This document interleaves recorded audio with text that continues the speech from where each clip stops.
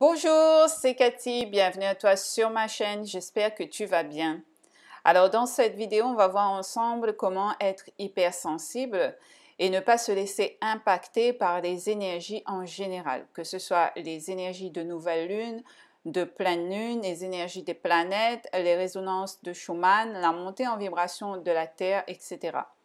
Être hypersensible n'est déjà pas simple à vivre au quotidien, mais quand viennent s'ajouter les mouvements et énergies de la nature, je peux vous dire que c'est les montagnes russes émotionnelles, c'est des up-down d'émotions.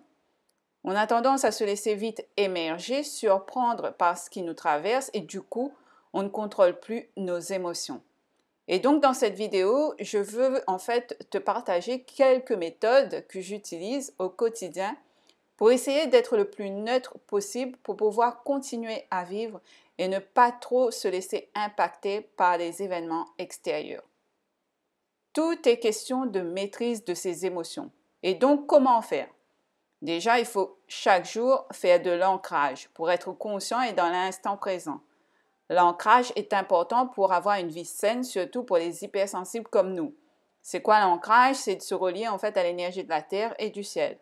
Un bon ancrage va te permettre en fait de te sentir à ta place déjà, d'accepter la vie, d'accepter ce qui survient dans ta vie, les bons mais surtout les mauvais côtés de la vie, afin de moins résister et d'être plus connecté à ce qui se passe pour toi et ce qui te traverse en fait. Car bien souvent, on a du mal à comprendre l'émotion qui nous submerge, surtout quand tu as été bien il y a 2 minutes. Donc voilà, tu seras ainsi plus dans la maîtrise de ce qui se passe. Il y a beaucoup de techniques sur l'ancrage. Pratique celui qui te convient, surtout fais-le vraiment en conscience.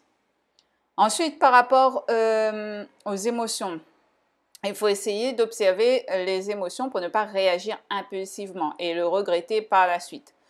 Analyse pourquoi tu ressens cette émotion, pourquoi tu réagis ainsi, pourquoi cela t'impacte autant.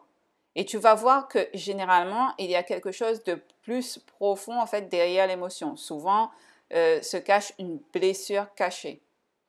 Au moment où l'émotion te traverse, ne coupe pas ta respiration.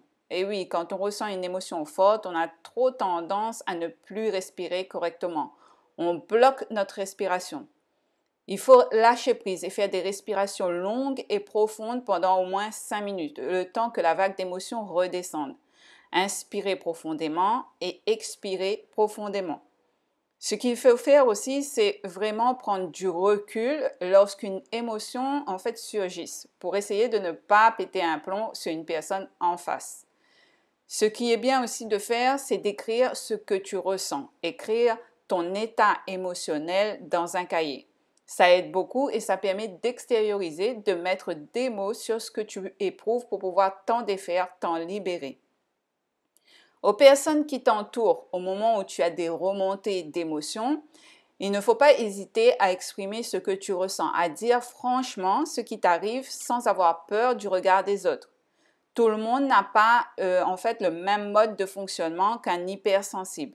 Il est donc important d'oser dire ce qui nous traverse, oser pleurer s'il faut, ne pas en avoir honte de ces états émotionnels. Ce qui m'aide également par rapport aux énergies de pleine lune ou autres, quand ils me traversent, eh bien, c'est de l'accueillir. C'est que d'accueillir en fait ce que tu ressens, sans te blâmer, sans te dévaluer, sans te critiquer. Prendre l'air aussi aide énormément. Marcher en nature, en forêt, en bord de mer, cela a un effet en fait régénérateur et qui est très bénéfique pour nous les hypersensibles, à y voir plus clair dans notre esprit. Ce qui m'aide également, c'est le sport. Faire du sport m'aide à évacuer le trop-plein, à avoir en fait confiance en moi et me permet de mieux gérer au niveau de mes émotions. Voilà un peu par rapport à mes petites astuces que je vous partage pour vous permettre en fait de ne pas être HS quand il y a de fortes énergies qui peuvent nous impacter et nous déstabiliser dans notre quotidien. Parce que je sais combien c'est difficile parfois et donc voilà, j'espère qu'ils vont vous être utiles. On ne peut pas aller contre en fait notre nature d'hypersensibilité. On ne peut pas aller contre les mouvements des énergies qui nous entourent. Mais on peut en fait faire en sorte de maîtriser ce qui nous bouleverse de façon à être et le vivre mieux en fait. Donc, pour résumer, les petites méthodes qui peuvent vous aider dans ces moments difficiles, c'est de faire de l'ancrage quotidien, accueillir, observer, analyser ce qui vous traverse, faire de la respiration profonde, prendre du recul afin de ne pas agir impulsivement, écrire dans un journal ou un cahier, exprimer aux autres comment l'on se sent à l'instant T sans avoir peur d'être jugé, marcher en nature, faire du sport. Voilà les amis, n'hésitez pas à me dire en commentaire ce que vous en pensez. N'hésitez pas également à liker, à vous abonner à ma chaîne et à très bientôt et portez-vous bien.